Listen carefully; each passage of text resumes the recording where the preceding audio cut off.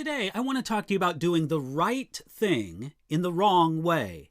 And I want to speak to you from Acts chapter 4, beginning at verse 5, where we read this. And it came to pass on the next day that the rulers, elders, and scribes, as well as Annas the high priest, Caiaphas, John, and Alexander, and as many as were of the family of the high priest, were gathered together at Jerusalem. And when they had set them in their midst, they asked, "By what power or by what name have you done this?" Again, that's Acts chapter 4, verses 5, 6, and 7.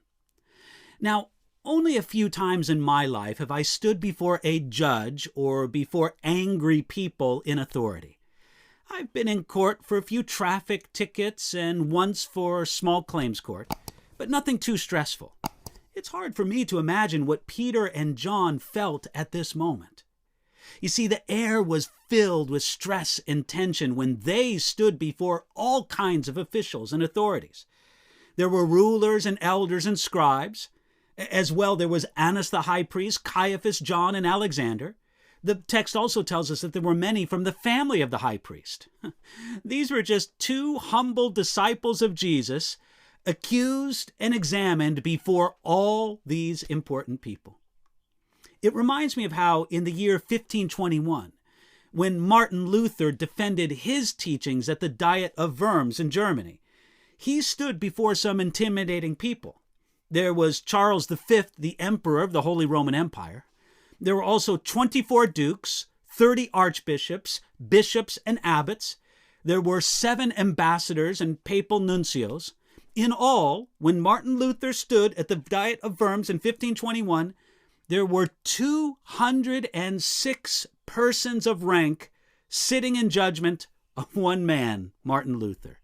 Imagine being judged by so many important people.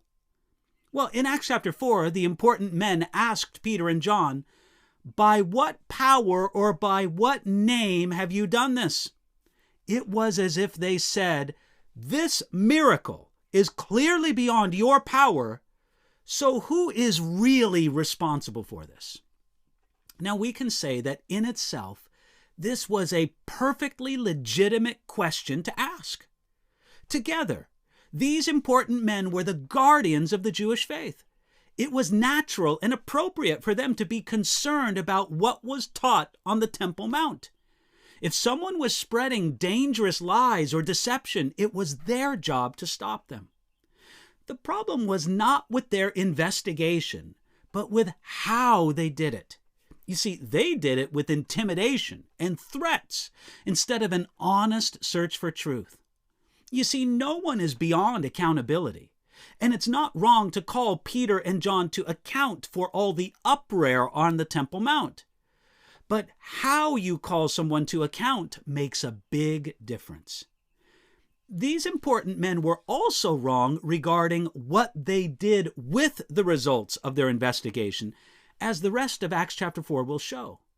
Now, maybe this week you're going to be responsible for investigating something or calling someone to account in some way. If so, then do it, but take care to do it in the right way, without dishonest intimidation tactics and a lack of concern for the truth.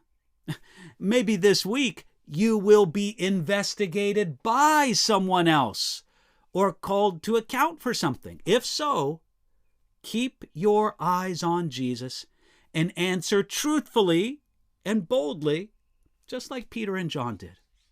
God helping you, you'll be able to do so.